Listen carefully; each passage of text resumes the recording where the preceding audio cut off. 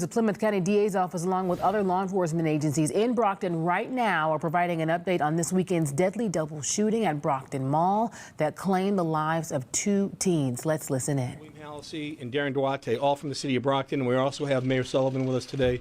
It's good enough to come over here. So we're here today to give you an update on the investigation into a double homicide here over the weekend, to identify the victims in this brazen shooting on this busy Saturday night at the mall, and to announce new leads in the search for the suspect who allegedly pulled the trigger. Saturday evening, the Westgate Mall parking lot was a busy place. There are many stores there, there are many restaurants there, and teens and families were checking out the new indoor trampoline park. At approximately 7:04 p.m., Brockton police received a 911 call for a report of a shooting on the sidewalk outside the Chipotle located at 500 Westgate Drive. Upon arrival, first responders located 2 victims, a male and a female, suffering from gunshot wounds. Both were transported to Good Samaritan Hospital. The male victim was pronounced deceased at the hospital. He has been identified as 15-year-old Tamara Albertson, spelling T-Y-M-A-R-I, Albertson, A-L-B-E-R-T-S-O-N. The female victim was med-flighted to Massachusetts General Hospital, where she succumbed to her injuries. She has been identified as 18-year-old Savannah Alvarez. That is C-E-V-A-N-N-A-H, Alvarez, A-L-V-A-R-E-Z. The victims were not related.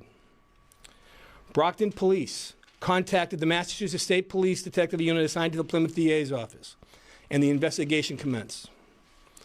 Since that time, the detectives and the troopers from Massachusetts State Police and the Brockton Police have worked around the clock on this double homicide investigation. They have conducted dozens of witness interviews, reviewed numerous different video surveillance footage, did an extensive canvass of the scene, and they continue to work as we speak right now. As a result, investigators developed information and sought and obtained an arrest warrant for 22-year-old DaVinci Leonard, D-A-V-I-N-C-I, Leonard. The Commonwealth Fusion Center composed a bolo that was distributed to the area-wide law enforcement last night. This is the image that you see right here. Leonard is believed to have fled the scene from the Westgate Mall on Saturday, grabbed some clothes, and has not been seen since. Leonard is currently the only suspect in this shooting. The investigation is ongoing and it is active. As part of the investigation, it appears that an altercation occurred in the parking lot between Leonard and the victim Albertson prior to the fatal shooting. Leonard is considered to be possibly armed and dangerous. No one should approach him. Big dog, might as well give it up, man. You might as well give it up. Your time is coming. We got to do better as men when it comes to controlling our emotions.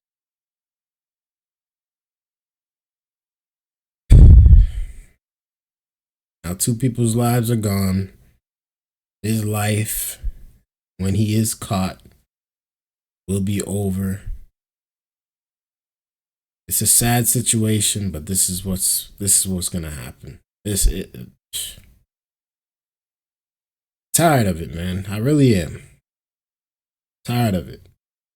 Young people that have so much life to live, so much to do, so much to accomplish, so much good they could spread, but instead,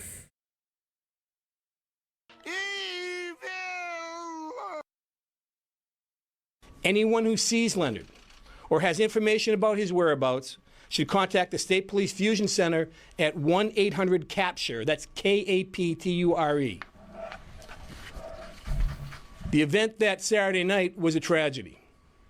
2 young people have lost their lives on Saturday night, and our hearts go out to their families. This is a senseless loss of life, and 1 death via gun violence is too many. Our victim witness advocates have been in touch with both of the families of the victims. They are experiencing unimaginable grief at this time. We ask you to please respect their privacy at this time.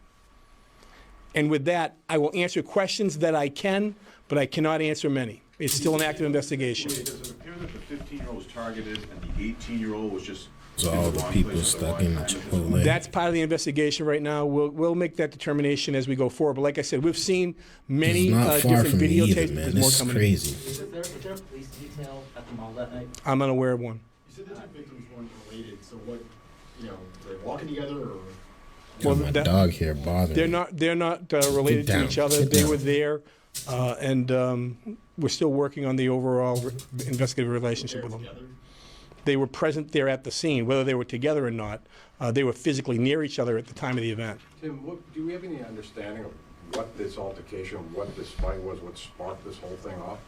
Well, Bob, that's really going to be part of the ongoing investigation. We're trying to find out now what we can, but we do believe that there was an altercation between the 22-year-old and the 15-year-old young man, and it's resulted in this terrible event. Do you know if the suspect was known to the victims or vice versa? Did they know each other That- before the altercation? That's part of the investigation, and we're still working on that. Do we know if the suspect has any other known locations he may go to, family in other states? Well, we're trying to locate him right now, so if we were aware of it, I'm afraid I wouldn't be telling you. Did the altercation start at the air park? My understanding was the altercation happened away from the air park, the trampoline park. Yeah, yeah. But up at that property, it started up. In that area, in that area up there, I know that there were a lot of people were at the Crazy park that 'cause evening, it just opened. and then they went down to the Chipotle, which is down the street a little bit from there, a little bit removed from there. About how many witnesses were there? 100 Oh, you people went to out there? Brockton High. What kind of crowd was that? I don't have the number, but I think the police did a really good job of putting them together, canvassing the area, and finding out what they can. And that's still what they're doing. I mean, they're still trying to find information that they can. There's a lot of stores down there. There's a lot of surveillance, and they're going through it as we speak. Did the altercation start across the street from the Chipotle and Starbucks, like across Westgate Drive? I don't have the exact location of where it occurred. We do know, we're getting some results from the ME's office regarding the shots and things such as that. We do know that the young woman was shot one time and that the young man was shot twice. Would you say that it was sheer luck that no one else was killed here with the amount of young people that were congregated in that area? I mean, you never know what's going to happen. Sometimes luck's a funny thing, and there was an altercation with a lot of people around there, obviously with a live firearm. So 2 people are dead. So doesn't seem like it's a very lucky night. Have you recovered the firearm? Facts. We have not recovered the firearm. So that's the reason that he's armed and dangerous. That's as far as we know, he still has the weapon. That's why no one, if they see him, should approach him. They should call the police immediately and let the police come and do their job and make sure we can arrest him and put him through the process that he needs to be put through. Where he's presumed innocent. We'll deal with all those issues that we have to deal with and go from there. But like I said, there's an awful lot of work involved in this, and I really commend all the police officers and all the personnel that have been working on this around the clock. They were here yesterday, they were here Saturday night. They've been here at all times, and making sure that they can try to get the right person who has done this, and that's what we'll continue to do. In your view, has gun violence in Brockton gotten worse recently? Is this part of a trend? We're going through our numbers now from 2024, and our numbers were down. So I'm hopeful that's going to continue at this point. But one event can really turn everybody's head the wrong way, and it's unfortunate, for the city. I think that the city will get tarnished because of this terrible event that night, when it's really a great city with a lot of opportunity here. Is Leonard ever known? It's true. Brockton is really a good city. I mean, it's not too big. It's well diverse, but honestly, it's tragic that this has happened. I believe that a bunch of those kids were probably high school students. Honestly, they're probably all from the Brockton High School or some high school in the area. I could see this happening in Brockton. Obviously, Brockton is not perfect. They definitely do have violent nights. But I live in Brockton, so this is not nothing new, and I've lived outside of Brockton for the longest. And you would hear the stories about Brockton and the shootings and the different robberies and all types of stuff that go on. So this is not surprising. Has it gotten better? Absolutely, though.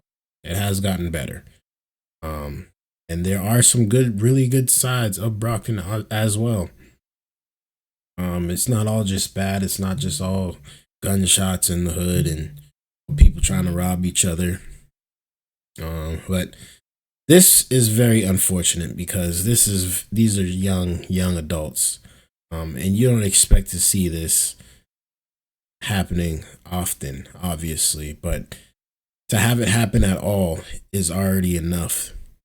It's already enough, and it's very unfortunate. We're praying for the families again. We feel extremely bad for those that were involved, and you know, their life cannot come back now. This guy is on the run. He's on the run. He's probably gonna get caught. He's probably gonna go to jail for a very, very long time, and they're probably gonna make an example out of him for the next person that, you know, wants to go shoot up a parking lot. This is unfortunate, very unfortunate, and stuff that could be always avoided. And I know that his parents are probably very upset. You know, they're probably trying to figure out what they can do to turn this around. They probably can't even come up with a solution. They probably, you know, hopefully they're not hiding him, because then they would probably be a part of they'd probably be, you know, messing with the investigation. But this is sad, man. It's really sad. And, you know, no parent should have to go through this. No parent on both sides should have to go through this. You know, you work so hard. You have sleepless nights. You raise up the child to go out there and you know, be a phenomenal person, and then they end up either dead or going to jail or on the run from the police. Man, that's not what you worked for. That's not what you gave life for. That's not what you built this thing for. It's unfortunate. So let me know y'all thoughts about this down in the comments below, man. Thank you guys for tuning in. I appreciate y'all viewership. Till next time, man, hit that like button, hit that subscribe button if y'all are new. Peace. Shout outs to today's sponsor, the Snacks.shop. They have a variety of snacks, and I'm telling you right now, guys, they smack. All right, this is my third bag. All right, third bag.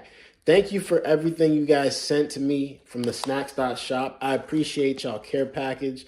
Today's sponsor, make sure you guys go check them out.